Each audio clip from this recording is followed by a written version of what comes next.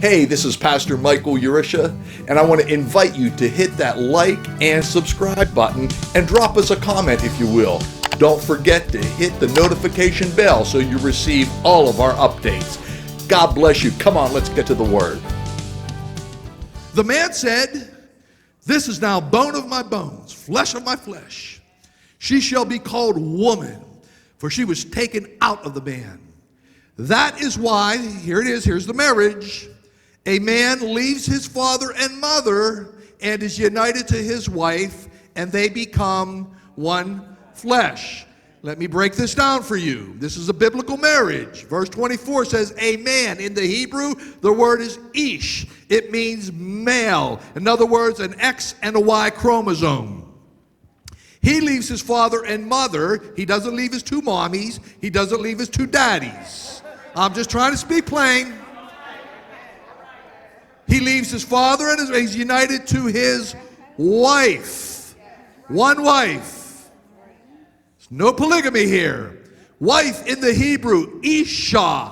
It's a feminine term meaning a woman, meaning a human being with two X chromosomes. The passage clearly speaks in gender-specific terms. There is no way that anybody can make a mistake here. God made it plain. I'm just giving you some clarity of some biblical definitions. The biblical foundation of a godly household and a godly marriage is one biological man and one biological woman. If you're with me, somebody say amen. Today, however, it's getting increasingly difficult even to find a model of a godly family anywhere. The reason why? Satan has been attacking the family since the Garden of Eden. Why? Because it's God's first institution. God has two institutions. One, the marriage. Two, the church. They both include a bride and a bridegroom.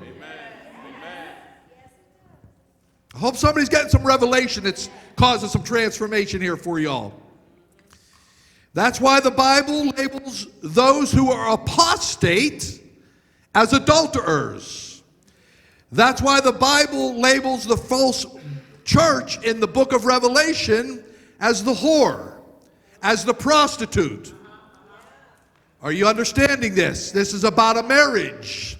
Holy matrimony is symbolic of Christ and the church. Let's look at the New Testament, Ephesians chapter 5. Watch what Paul writes. Beginning with verse 31, it says, "For this reason a man will leave his father and mother and be united to his wife, and the two will become one flesh."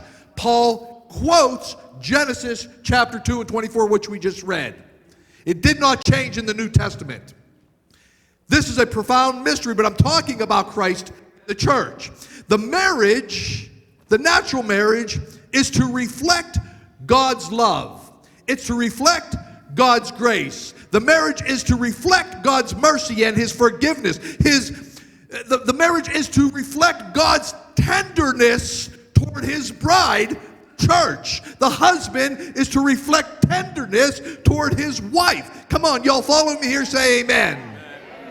The foundation of a godly marriage is agape love. In other words, I made a choice to love you. I made a decision to love you. Even in spite of all your insecurities and your shortcomings, I chose to love you. Aren't you thankful that God so loved you in your mess?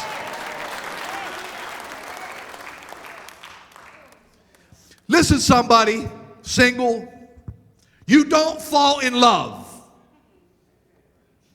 Oops. Because if you fall in love, you can fall out of love. I'm going to give you some revelation that's going to cause some transformation here. Watch. We don't get married to be happy. Aha, thank you, my brother. You don't get married to feel good. That person doesn't complete you. Let me tap back a decade or two here. You all know this song. I got sunshine on a cloudy day. When it's cold outside, I got the month of May. Come on, church. I guess you say, what can make me feel this way, my girl? Dun dun dun dun dun dun dun dun dun dun. Come on, how many of y'all know what I'm talking about? But see, that's a song about romance, and I get romance, and the Bible talks about romance in the Song of Solomon. But listen, how many of you know sometimes that cloudy day is going to bring a thunderstorm with it? Sometimes on that cloudy day, you're going to see some lightning. Oh, maybe a tornado or two. A hurricane might blow it. It's starting with that cloudy day. Now, honey, it's not always the month of May. And when it's cold outside, no, it's not always May. Sometimes, listen, that chill will last for weeks.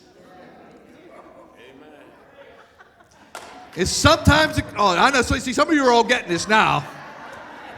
Yeah, sometimes it goes into a deep freeze.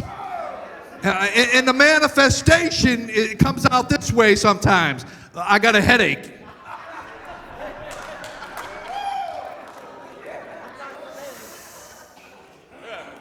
Or your new best friend becomes the couch, the couch.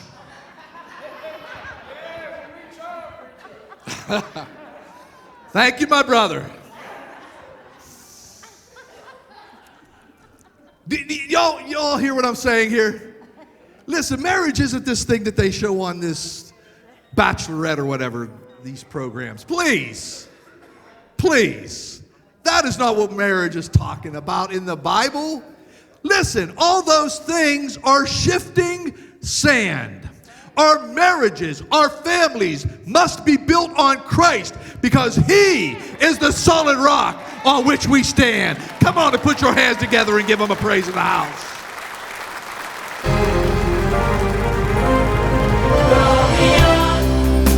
To every nation, to every generation, to all creation, to proclaim the gospel of Jesus Christ. To every nation, every generation, to all creation, to proclaim the gospel of Jesus Christ.